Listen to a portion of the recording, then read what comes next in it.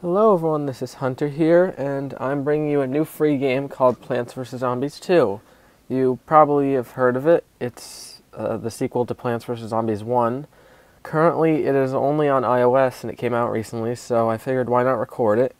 For those of you who don't know, this game is freemium, meaning that the game is free, but there's a lot of in-game purchases that you can buy. Basically, there's a lot of DLC to the game.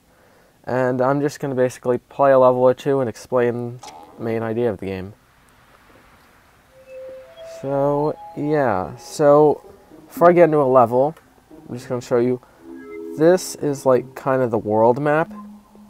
In the first game, it was just level after level, but this game actually has a world map, and you can actually unlock different levels with keys, and there's many different parts to the game. One thing you probably see is the store. So if we go ahead and click on that, as you can see here, you can actually pay real money for in-game coins. You can pay, see here, $100 for 4,500 or 45,000 coins or whatever.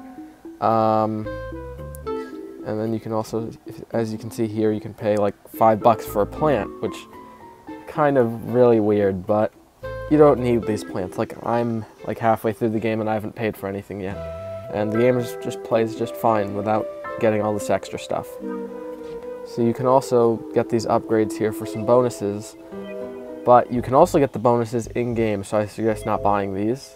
And you can just get some bundles, and as you can see down there below, little ad for buying shirts and stuff. So basically, you play through a world, which is obviously different than the first game, and then you get stars throughout the world. And then if you click here, you see these different worlds here. You use the stars to unlock the next world. And then in that world, you get the stars from the levels to go to the next world. And so, basically, just keep playing levels to earn enough stars for the next level. And then eventually, you can even replay levels for extra stars, which is kind of nice. Gives more replay value to the game. And here's the almanac. It's the same in the first game. It just shows all the plants, all the zombies. There's probably more zombies in this game than in the first game, but there's less plants. So it's not like you're gonna have 50 plants and 50 zombies, just like the first game. And so, yeah. I think I'll just get into a level here and just talk about some of the new things they added to the game and why or why not you should get it. So I'm going to be playing just one of the levels where you don't actually have to plant sunflowers, just make it easier to explain. So to start off, you see right here these three power-ups in the bottom of the screen, like this one, and this one. Those power-ups are basically things that you spend in-game coins for them, and then you can use them to basically get yourself out of tight situations. So imagine that zombie there made it all the way over to the end of the screen. He was about to get through and I didn't want that, but I had no plans to stop him. So in that case, I could use this power-up and I could basically use it to kill him. And as you can see there, this leaf just brought up another new addition to the game, which is basically plant food. So you can see this plant here is punching, and this guy here is probably going to eat him, but if I put plant food on this plant, he's going to like get a small boost for a temporary amount of time. He's going to kind of go crazy and do extra damage, which is kind of fun. And that works for all the different plants. So if I use it on this one, he just shoots boomerangs like crazy. And it can be very helpful in some situations. They work on practically any plant. Don't work on temporary ones though, like a grave buster. And then here's another new addition. Zombies can actually just fly into the screen sometimes.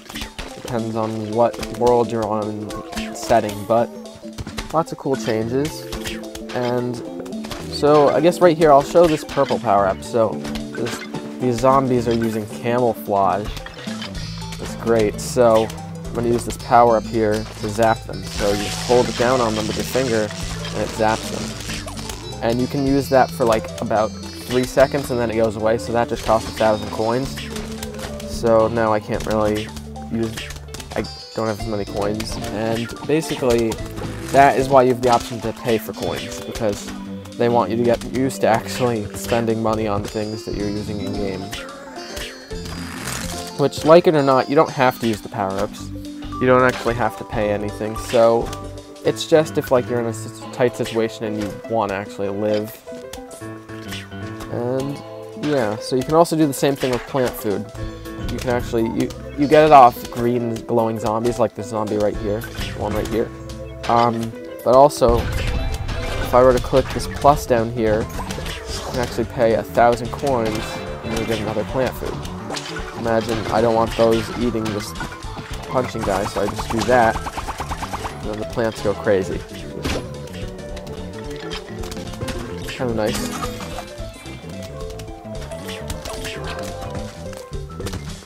And also, you can do a quick coin buy from up here. If you're about to die, but you don't have enough coins for this, and you can just do that, and then do that. Because something unlike the first game is you can't, if you hit pause and exit the map, you'll lose all your progress. So you don't want to be like leaving a level in the middle.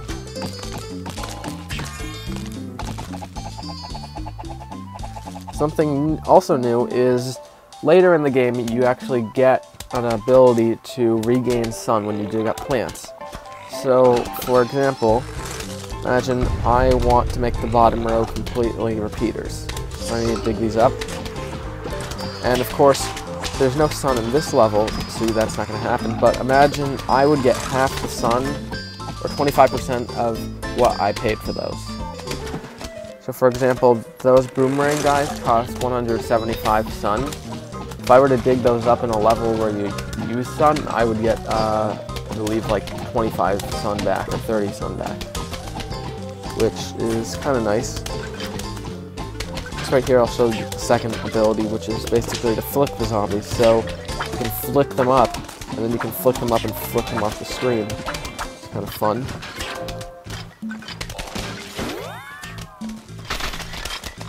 And this ice lettuce here, this thing right here, it's kind of like the ice shrimp from the first game, if you think about it.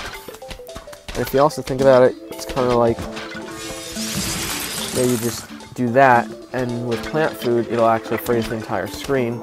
But if one zombie just walks up to it, then it's just going to freeze that zombie, but it'll actually go away. So you can use it in many different situations.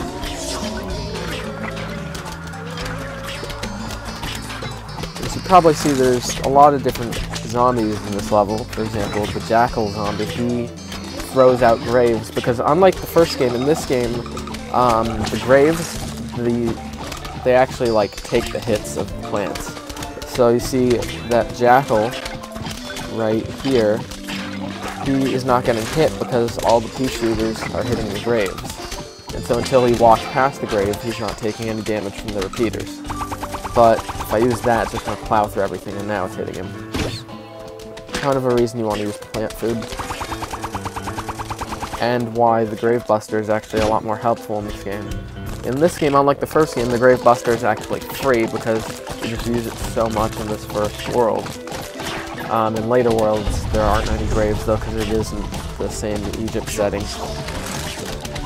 And then here's another new zombie. As you can see, he will just basically burn things. And it doesn't matter what plant it is, you see they just plow right through them. So they just burn through a walnut in one hit, when normally it would take like whole minute and a half to eat through a walnut. But they are just as weak as a normal zombie if you can hit them in time.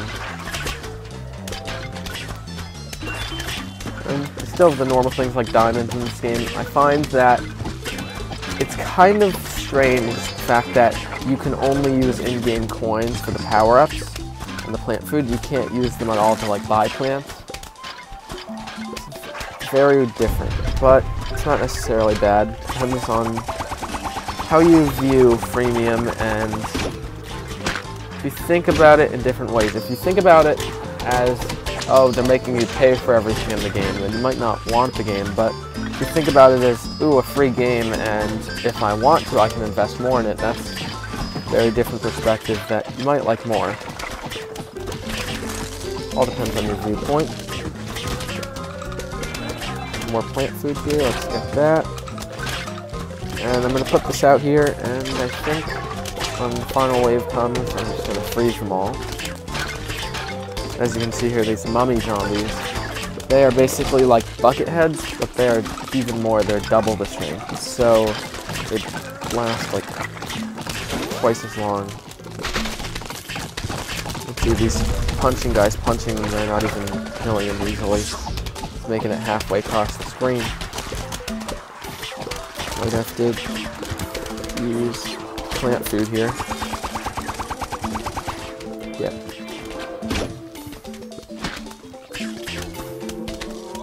I wonder if I do this, is he gonna burn? No, okay, he can't. As far as I know, at least with plants that their plant food is an active ability, if I were to give this guy plant food, the punching guy, and then a zombie walked up to him, I don't believe the zombies can eat him while he's in that super form. Though with this walnut up here, they can eat it, obviously. But it's also kind of, I guess, like an invincibility thing in time, where they can't really get hit by anything. Use this power up and a bit faster. And yeah, that looks like that level's over. And so, you get money from beating levels if you haven't already beat them, or you get a star depending on what level it is. And yeah.